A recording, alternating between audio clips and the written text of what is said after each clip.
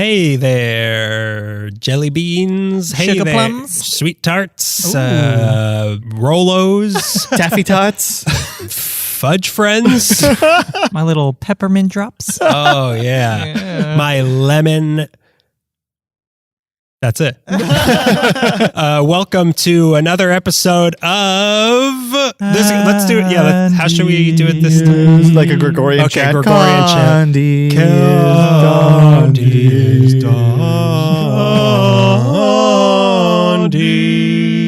Amen. So we're here. Undisclosed location. We're here at Place. We're here at Candy headquarters, fully being surveyed by the FBI. They don't know what we're up to in here, but we're in here. I'm Daniel Zaffron. Beto Sistos. Greg Gonzalez. Not that Greg Gonzalez. The other Greg Gonzalez. And yet, don't get me confused with Paul Newman. I'm also Peter Lorre. I love the idea of Peter Lorre being like, please don't confuse me with Paul Newman. No, we won't. Okay, we won't. Don't worry about that. Let's just get into it. I've got some candy news for us. Candy wanna news. hear it. Let's bring it. I'll be the little boy now. Hello, sir. I'm here with some candy news. I love it when you yell at me from the other room, sir. Why did you take so long to bring the candy news? Because it's so heavy today, and my spine has oh so much scoliosis. Hey, Candy Newsboy, can you read the entire thing? I don't think I can. Daniel's in the bathroom. Can you read the whole thing in that accent? I just don't know if this voice of mine will hold out for that long. It's already turning into an old lady. Here's your news. Oh, what a helpful kid. Yeah. Boy, is Daniel back. This news story actually has a name that I gave it. It actually has a headline. It's called Candy News Story 1. Did someone say candy news? This kid is aging. So I remember Candy. this candy news is called Tic Tac Took. Oh, wow. So during the early days of the pandemic, you remember the pandemic, right? Now that it's over, mint and gum sales plummeted by about 50% because nobody needed to freshen their breath because of social distancing and masks, which is disgusting that everyone's just sitting in their apartment breathing smelly breath all over their nobodies. No, that's exactly what I did. And I thought that was my duty to breathe on people during a pandemic, an airborne pandemic. It's not transmitted if your breath smells. The stank of the breath kills all the COVID germs. That's not the news that everyone had bad breath during the pandemic. Pre-pandemic, Tic Tac was number 2 in the market in the category of like mints. Wow. Yeah. Which is what they are. But they have now officially taken the number 1 spot thanks to interesting new flavors that they came out with during the pandemic, like Big Berry Adventure, Tropical Adventure, Strawberry and Cream, and Coca-Cola. Wow. So Tic Tac took the number 1 spot. Do we know from who? I was afraid you'd ask me that. I don't, but I'm going to say it's probably like Wrigley. Yeah, probably, that would be a good guess. But Tic Tacs as a mint? No. But Tic Tac as a candy? Yes, it is. Yes. Orange. Although this... Yeah. I love to play cigarettes with them and I pack them out when I'm thinking dramatically. And I tuck them in your sleeve, which I think I've made a reference to in every episode. But this Strawberries and Cream sounds like a contender to the throne of the orange. Okay, I'm down to try it. But the orange is very, very good. I don't know if I'm misremembering, but I think so there's the main RuPaul's show, a drag race, and then they have RuPaul's Tic Tac. They have a backroom sort of drama called Untucked, when after they do a challenge, all the queens will go in a room and they'll just sort of talk about the lip sync challenge that's coming up, who's going to go in there. You just see them stress out. But I feel like, I don't remember if I remember correctly, but they had like a tray of just Tic Tacs. So they would just be eating Tic Tacs. Uncased? No. I think they were in boxes. Okay, all right. Tic Tac Tuck. I think that after I saw that, enough of those, I'm like, God damn, I want it. It's kind of unsettling to see a Tic Tac out of the container, though. Yeah. I don't. I've seen enough 70s movies like Valley of the Dolls where it's just like pills everywhere. I'm like, ooh, you mean Tic Tacs everywhere? Check out our Instagram and we'll show you. We will show you uncased Tic Tacs, which will I cannot promise that because we have not done a Tic Tac episode. I'll just post pictures of my pills, all the pills I take. So congratulations, Tic Tac. Now back to the cellar with you, newsboy. The That's not my voice. I'll be back. I'll get you. I don't know. All right, old lady. The old lady dressed like a little newsboy. Nice try. I'm an intern for this company. Our interns have interns now. So this week we are going to be doing this is maybe one of my favorite candy bars. Okay. Butterfinger. We're doing Butterfinger We are doing today. Butterfinger. Ooh. Butterfinger is, it's hard for me to say like this is the best piece of chocolate I've ever had, but in terms of candy bars, it's different enough and sort of, a different flavor and just not sort of, I don't go with the flow so much, but Rebel Daniel. I have the Tic Tacs in my sleeve to prove it. But I would hazard to say that maybe Butterfinger, on first thought, if someone said, what's your favorite? If someone accosted me, grabbed my shoulders on the street, what's your favorite candy bar? I would yell out, Butterfinger! Because that's my code word to my security team. That's my safe word. Yeah. That's where I would put it in my pantheon. I ate one on the way over here because I wanted to be like... That's your strategy. My strategy is to think about it because I have to Don Draper myself like, what does this make me feel? But I was eating it and I realized that... It makes me feel like a Simpson. that I have never questioned what a Butterfinger is. Oh, yeah. I didn't really... I don't know the consistency or anything about it. You're about to find out from me. I'm not interested anymore. It sounds boring. I've constantly questioned what a Butterfinger is, which is why I don't buy them. Really? Yeah. So you're anti-Butterfinger? I'm just not into them. Our lives are in his hands and he hates Butterfingers? That's a Jurassic Park. It's pretty good. Okay, let me just tell you the full story of Butterfingers. Right. Don't lay a finger on my history lesson. Ooh. When you think about it, it's kind of impossible to describe exactly what a Butterfinger is, like you were saying. So give up. What you can't explain, be afraid of. So I looked up how one is made. So you take a bunch of peanuts, roast them. I'm going to do that in the background of you just describing how candy is made. You take a bunch of... This is my after-school documentary on how Butterfingers are made. You take a bunch of peanuts, roast them, and turn them into peanut butter. Then you mix into that cornflakes to get the crunchity, and then you stir all that together. Then separately, they make a sort of syrup concoction made of sugar and molasses and a few other things. There it is again. You boil that thing up, and then you pour it out to let it cool into like this brittle taffy, hence the crispity. Then you fold all that together with the peanut butter thing, and it becomes very orange because of the molasses. That's where you get that color. Wow, okay. Then you cut that into bars and robe it all in chocolate, and you've got a Bart Simpson energy bar. That's your answer to what a Butterfinger is. It makes me want to skateboard. You can also use it as a tech deck. The cornflakes was surprising. It's very surprising. Yeah. It's so weird that just doing this show, there's so many parts of our lives. There's so much we take for granted in this life, and what a Butterfinger is one of them. Like I love them, and I never stop to think like, what the hell is this? Yeah. Like, what am I eating? And now I know. Cornflakes. Chocolate covered cornflakes. So now who invented this thing? Homer Simpson? It was originally made by a guy named Otto Schnaring. Otto. It rhymes with Schnaring, who owned the Curtis Candy Company out of Chicago as a follow-up to his other big hit, the Baby Ruth. Oh, wow. interesting. This is the same guy. Otto made a baby. I was almost going to go into a Pauly Shore again. Yeah, I don't know. Otto made a baby. I'm begging you to stop. Do you need money to stop? I'll give it to you. What are you, Pauly Shore's mom? Mitzi? So there doesn't seem to be consensus on what year exactly it came out, because I was seeing 1922, 1923, and 1928. But from what I can tell, 1923 seems to be the year that this came out, which is weird because there's like Snickers was, I think, around 1922. Like a lot of candies, I think Haribo is having its 100-year anniversary. I don't know why so much candy came out in like this general time frame 100 years ago. Jazz. Yeah, the Roaring 20s. Yeah. Flappers. Well, we can carry a bucket of chocolate. This guy's shell-shocked. Give him some sugar. He was in the trenches for a long time. Give him some sugar.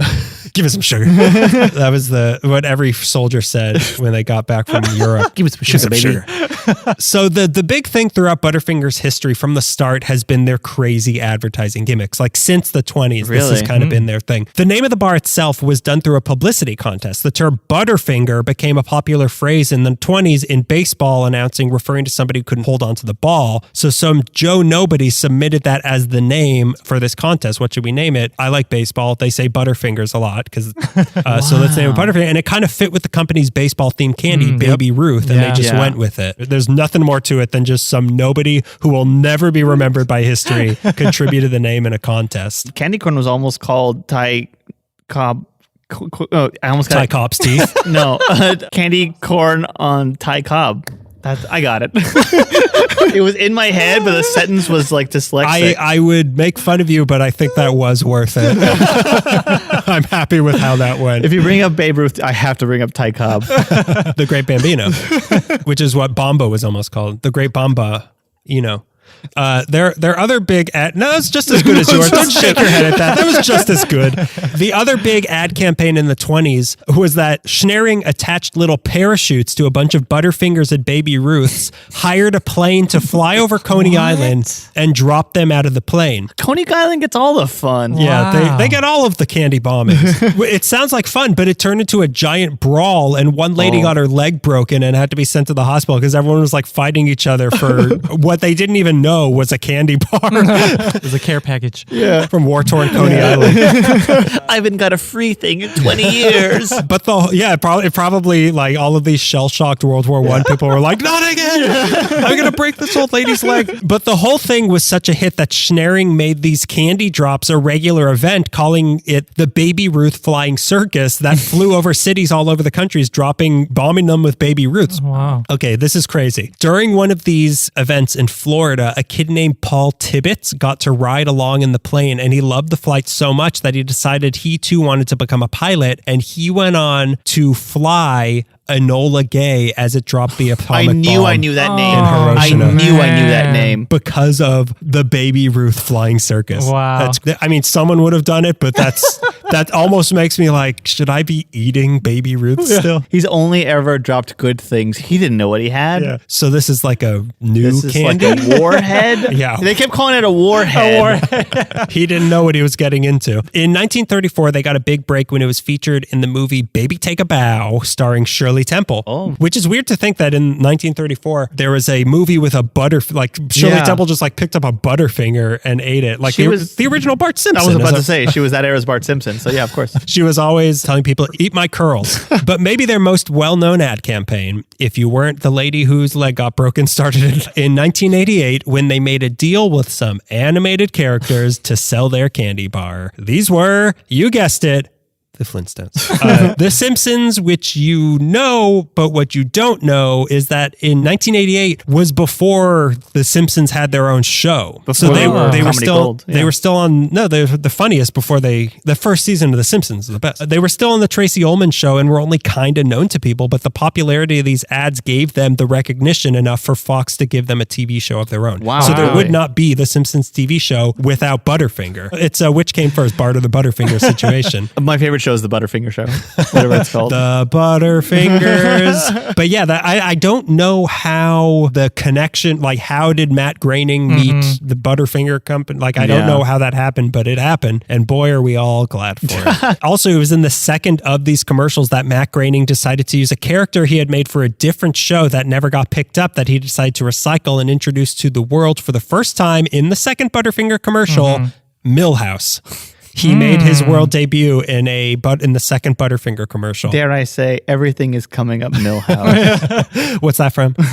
Is that from the Butterfinger commercial? Yeah, it's just so weird that the whole incestuous relationship of Butterfinger and Simpsons is very strange to me. So for years we had Bart Simpson hawking Butterfingers to us throughout the late 80s and 90s and beyond with the phrases that will go down with "to be or not to be," "nobody better lay a finger on my Butterfinger," "crispity, crunchity, peanut buttery," and of course, "bite my Butterfinger."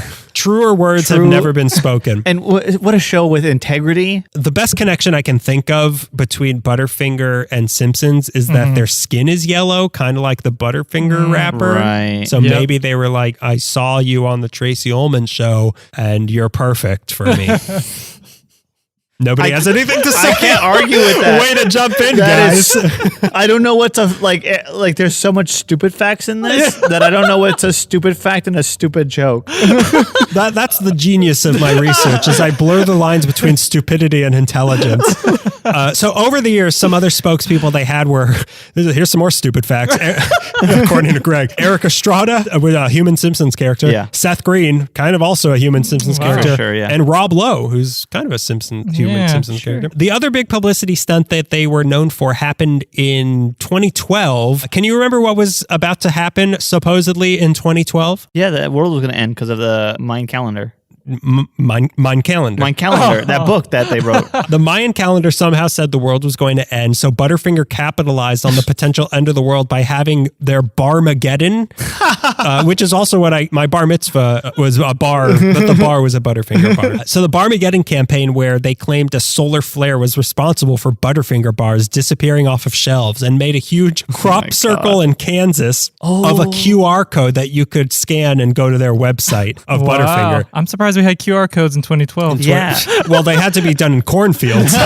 We didn't have the technology to have it anywhere else but in cornfields. We got to get a duster plane. We got to go up there, bring your phone, and I'll find out what this is all about. They had the Butterfinger BBs. If you remember those. I do. Those came out in 1992. They were discontinued in 2006. I loved Butterfinger BBs. We'll get into that a little bit more of why, but those were so good. Those were like perfect movie snacks. Butterfinger BBs. I remember that's the only place I saw them was at the movie theater. Yeah, There's some candies that are just there. You could also go Butterfinger BB shooting. Please hit me. I think you might get into this, but they make like a little mini. They make smaller ones, but it's not the same as the Butterfinger. Like the Butterfinger. You want it fully encased and circular. The Butterfinger BB was kind of the perfect form of Butterfinger, in my opinion. But they no longer. Maybe we could go digging around some dump, like the same place where they buried all those ET video games. I guess, Butterfinger BBs. Oh, there's probably Reese's Pieces in there. So then the Butterfinger,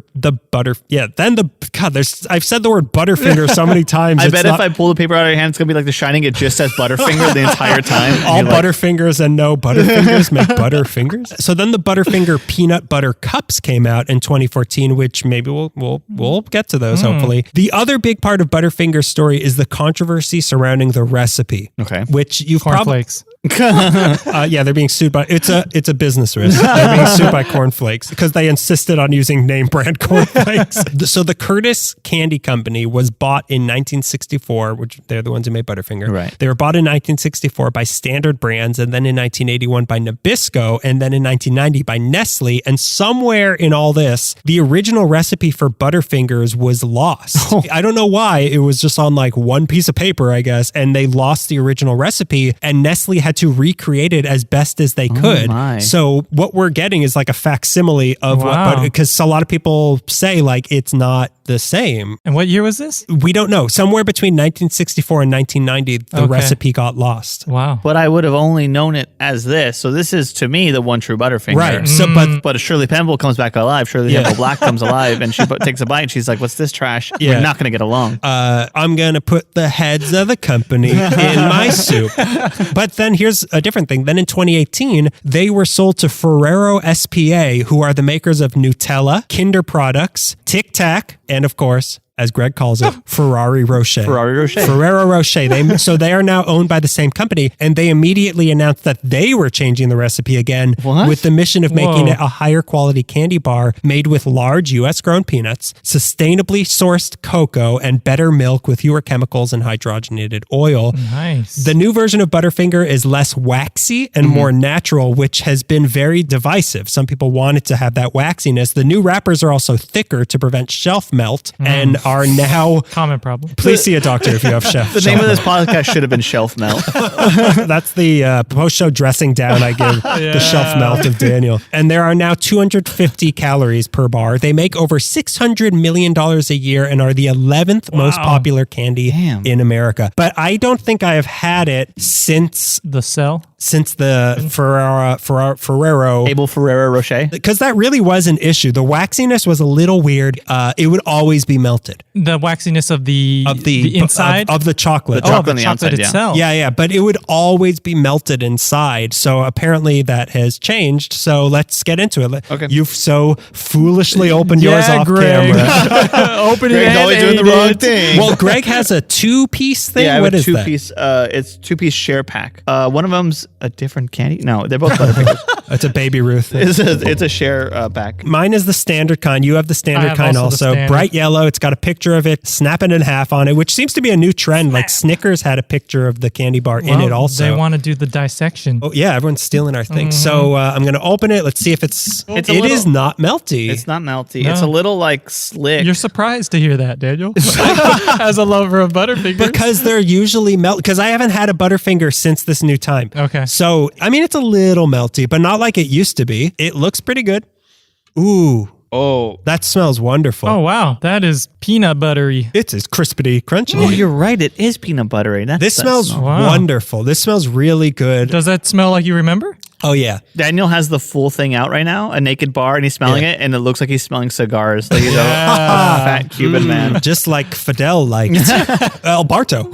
My number one problem with Butterfinger just happened as I cut it into a little quarter piece. I tried to grab the other quarter piece, and it completely fell apart on me. They're it's very crispity, crumbly. crunchy. Okay, so before we do the dissection, let's take a bite just to have it. Okay. God damn, that's good. You heard that crisp crunch. You know, I heard that they make this with cornflakes. So that's where the crispiness comes from. It's different. One of my biggest complaints with Butterfinger is how it gets stuck in your teeth so much. That's happening to me right now, and I But don't like this it. is happening less than it used to. It is less sticky, I think, and it's certainly less waxy. It kind of crunches off better than I remember it. But at the same time, it's a little less sweet. And I don't really It's kind like of a that. flat taste, yeah. Let's not go that far. No peaks and valleys. All right. Why not Reese's Peanut Butter Cup? Is it the crunchiness? Why do you like this more? Why is this your favorite candy? Okay, I should specify. I'm talking specifically about a bar. Oh. Reese's Peanut Butter Cup is the best thing ever made, but I'm talking about a candy bar, Got which I it. don't think I consider a Reese's Peanut Butter Cup to be a bar because it's Okay. not. All That's my right, favorite all right. candy cup. Got it. Okay, I'm gonna let's do our dissection. I'm gonna slice this. Oh man, it's really stuck in my teeth. It's putting up a fight. I can't close my mouth anymore. My smiles are weird now.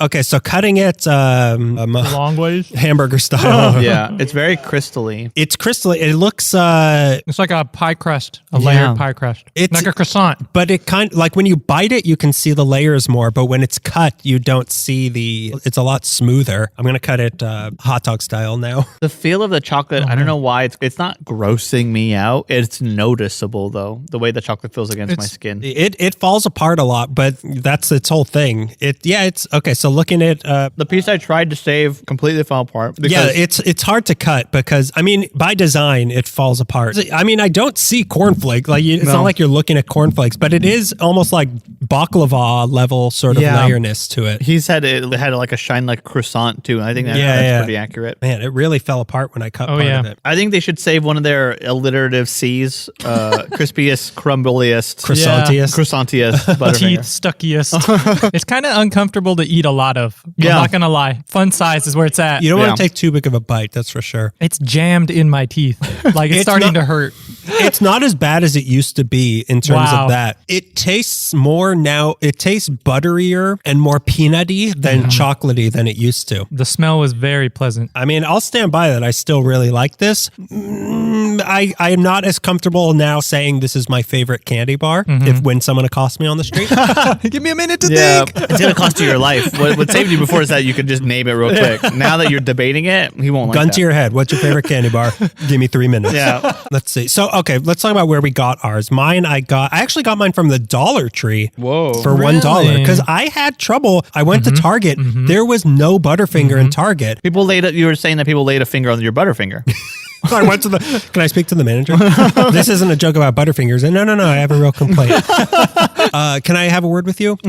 Bite my Butterfinger. Okay. Yeah. All right, I hear you. Yeah, it was kind of like 11th most popular in the country, but still like that's kind of weird that I couldn't find it at a major candy seller. There was no slot for it, or No. There was nothing. Wow. Like not even like stricken from the record. There were no Butterfingers in Target. I couldn't find it in the candy aisle. I had to go to the last minute impulse buy buy, area yeah. to find one. But that's a good sign that, like we were talking about with Snickers, like you're not going to find individual Snickers in the candy aisle, but they will be by the register. Yeah. But I don't know what was going on I don't know if there's some beef with Target that like, They just don't hold the candies you love. and I only love Butterfingers. yeah, mine was $1. How much was yours? Mine was $1. Mine was $2.50 because it's a two Yeah, pack. but you got the big yeah, boy. you got the You big boy. one. Yeah. Was yours was in 2 separate pieces Yeah. though. So you didn't, Which smart. They know what they're doing, which is why I think they have the mini ones, and probably why you like the BBs. Okay, yeah, let's talk about that. The BBs were so perfect because it had a good, it didn't get stuck in your teeth, barely at all. How big was the BB? The BB, like a BB size, like this big. It's way smaller than a dime is what you're saying. Bigger than a bread box. It was like the size of it, like a BB pellet, like bigger, a little smaller than a peanut M&M maybe. Okay. But they were the perfect thing. You could just pop in endlessly, but they did get really melty. But maybe with a new bag, they could bring it back. But they have those Butterfinger bites. And in my opinion, those really get stuck in your teeth. Like those ones are for some sick fetish where you want Butterfinger stuck in your teeth. The taste is so strong. I think I'm with you where the fun size is the most ideal amount because it's got all the stuff that the bar has and it's only like a bite or 2 bites. I don't know if I disagree with that as much as it pains me to say because I went on a limb and was like, this is the best candy bar. But they have those, don't they have like frozen peanut They do. Butterfinger. It's an ice cream form, Yeah. Those ones are okay. Yeah. But you've had it? Yeah. You don't get the crunch because it's ice cream. Yeah. The crunch is, you can't deny the crunch. Like the crunch is nice. Yeah. It's just the buildup of that crunch in your teeth is too much. What other candy has a crunch like this? I don't. Crunch bar? Man. Not even. There are some candies that are messier than others, and it makes me feel like a little kid when I eat them because I'm just covered in the candy. And this is one of those, like, I can't eat this around my girlfriend or anybody. And I can't eat this at work around the professionals and my supervisor. It's funny you said that because I just spilled a bunch all over me. You know what? I just realized it reminds me of, which is a candy we'll do in another episode. I don't know if you guys have ever had halva. It's like a Middle Eastern candy dessert thing, and it's kind of the same texture as this, but it's made out of poppy seed. Poppy seed. But it's that same sort of thing, and it's kind of an acquired taste, but I really like it. So maybe that's part of the reason why I'm liking the texture of this so much. But I don't know, like maybe it's higher quality with Ferrari in charge, but I kind of miss the sort of junky, waxy chocolate. Yeah. Wow. I think as far as creating a very distinct candy bar, they did a great job. Yeah. That's what was always drawing me to it. It's different. Yeah. It's a very different kind. It's not just like, this is caramel and chocolate. No. With raisins. Like there's no other candy bar like this except it's Halva. very unique. And that's what I go for. I'm drawn to the unique. Wax lips, I love them because they're unique. Favorite candy. Any more thoughts on Butterfingers? Please lay all your fingers on this Butterfinger. How dare you? You know what? I will. So out of 5 cavities, 5 being the highest, what would you give a Butterfinger? I'd go with 3. It's still like a delicious taste, but there's a lot of exterior problems around it. But I think taste-wise, just purely taste-wise, I'd say 3. We all have our flaws. Who doesn't get stuck in someone's teeth every once in a while? What would you say? I'm on the same boat. It's got its issues, but I'm going to ignore them. And as far as flavor goes, it was really good. Yeah. It's so good. I'm going to give it a 3. So far, I think I'm giving it my highest score. 0.5.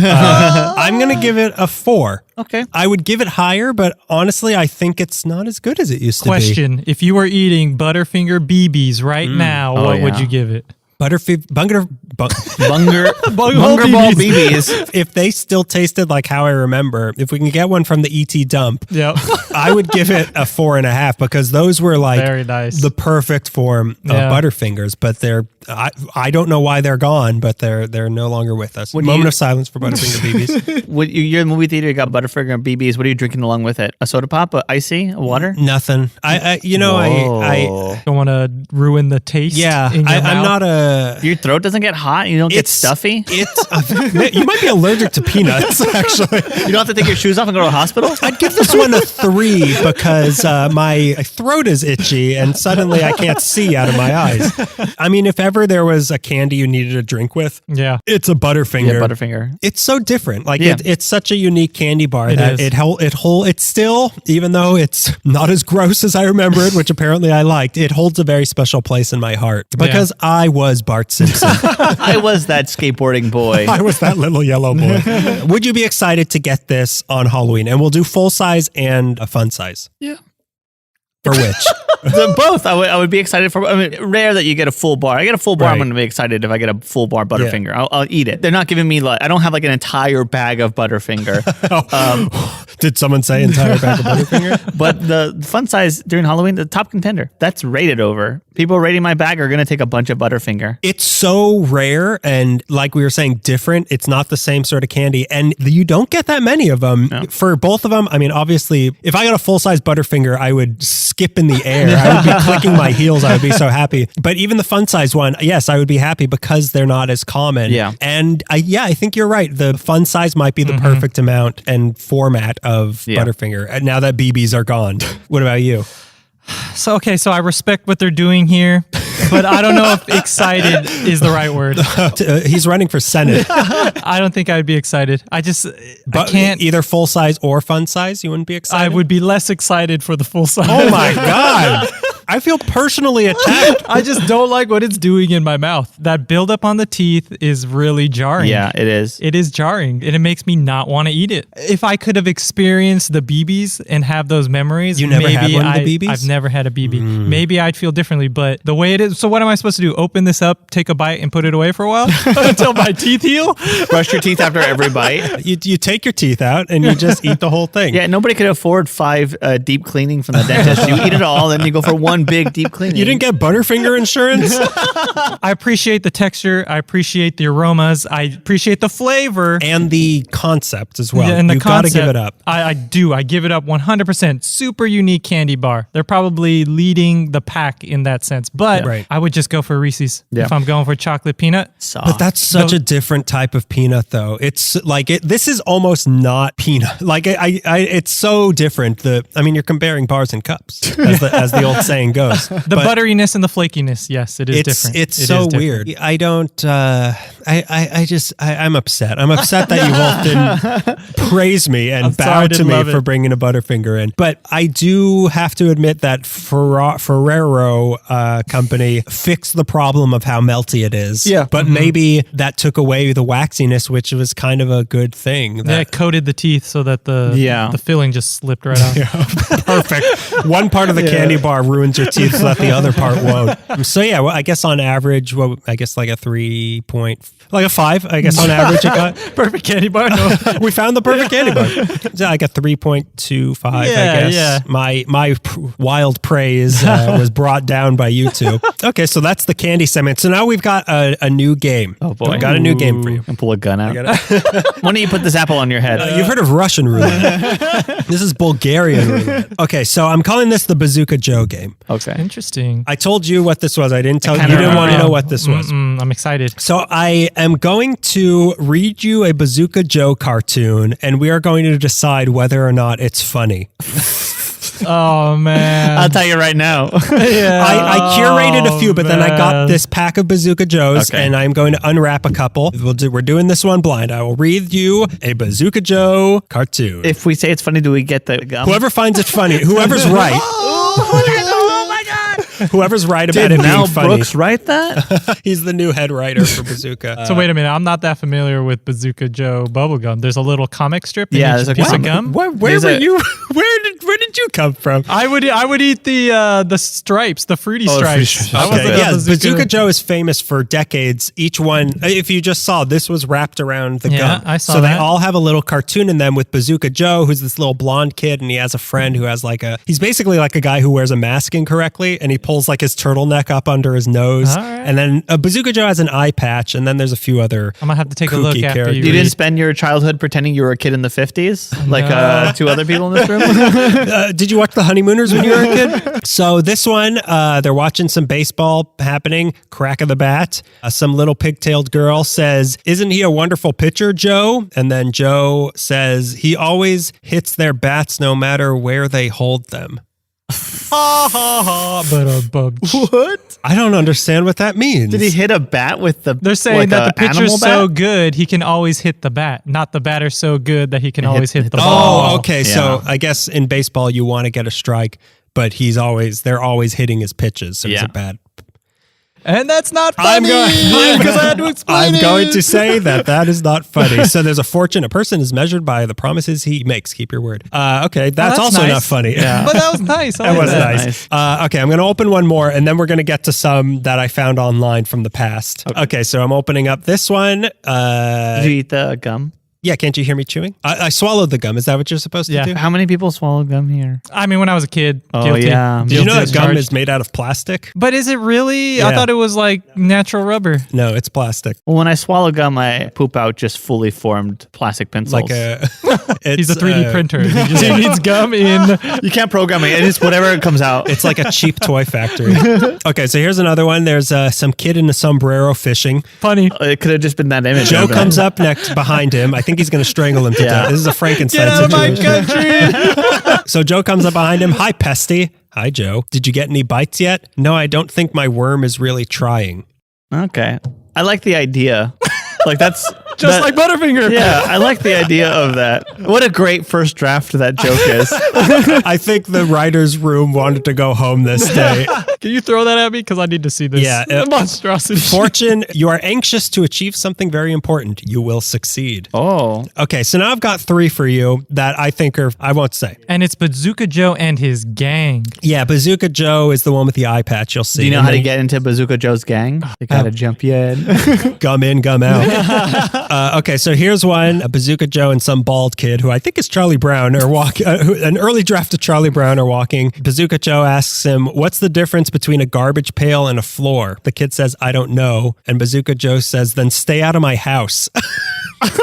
That's funny. That's pretty funny. Yeah. That's witty. Yeah, it's more witty than funny. I think that, I mean, this could win an Oscar.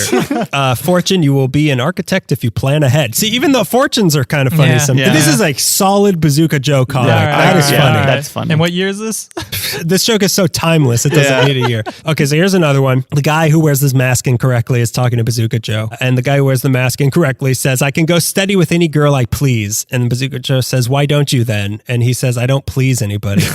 Wow. Pretty funny. For kids? It's pretty funny. Wow. That's a good funny. one. Fortune, what you think can't happen can. So here's the last one. It's the Sombrero Boy again. So I like Sombrero Boy. This little girl who looks like Betty from Archie. She says, I guess this Sombrero Boy's name is Pesty. She says, "Can I have a bite, Pesty?" He's eating a candy bar. "Can I have a bite, Pesty?" Nope. And then she goes and tells a cop, "He never gives me anything." And then he says, "Yeah, what did I give you 3 weeks ago?" And she says, "The measles." Oh, that's good. That's funny. That's pretty good. Yeah. Those 3 were pretty good. If these ones that I opened live are modern Bazooka Joe, where has the laughter gone? Yeah. And what's up with Pesty and bites? He's always biting stuff. Oh, yeah. There's always a bite he's a reference. pest. He bites you. Oh, there you go. Yeah. I forgot to explain. He's a cannibal. Okay, all right, got Bazooka Joe and his cannibal critters. You're eating Bazooka Joe. It's a piece of Joe. Bazooka Joe's people. So that's the Bazooka Joe game. Get ready to see that again because I've got a lot more pieces of Bazooka Joe. Oh, you're eating some Bazooka. This is not a taste test of Bazooka Joe. So before we say goodbye, if you want to email us your own candy game or suggestions of candy or comments, listener questions, whatever you have, candyisdandypodcast@gmail.com. Please subscribe to us anywhere you can and leave us a review because in these early days of the show, it really helps us get the word out and make us look legitimate, which we're not. Follow us on social media, Instagram and Twitter, Candy is Dandy Pod. We'll post pictures of what we're going to be eating and all sorts of candy things to get you ready so you can eat along with us. Follow us on TikTok, Candy is Dandy Pod. We'll be putting the candy autopsies and candy vivisections on there and on our YouTube channel. Support us on Patreon, patreon.com/candyisdandy. Right now, it's just financial support to keep the show lights on and keep the gummy and keep the chocolate stuck in your teeth. And keep Bazooka Joe funny. We're putting the funny back in Bazooka Joe. Right now, it's just financial support, but if we have enough of you supporting us, we'll start doing cookie reviews for bonus episodes. Any final thoughts? Do lay a finger on us. Oh, yeah. Do lay a finger on that subscribe button, if there is one. That's good. Yeah. No, that's second draft stuff. That's good. We did good. Are we doing another Bazooka Joe game I'm not aware of? Where'd you guys get those comics you're reading right now? That's our candy. We'll see you in a couple weeks for some more candy that I will never go out on a limb and say how much I love something because I will only get stomped on until I don't believe in anything Yay, anymore. a lesson was learned today. Yay. Don't trust your friends, says Bazooka Joe. So stay sweet. Have Eat a sweet bars. day. We really stuck the landing yet again. See you next time. Okay. I got gum on my shoe.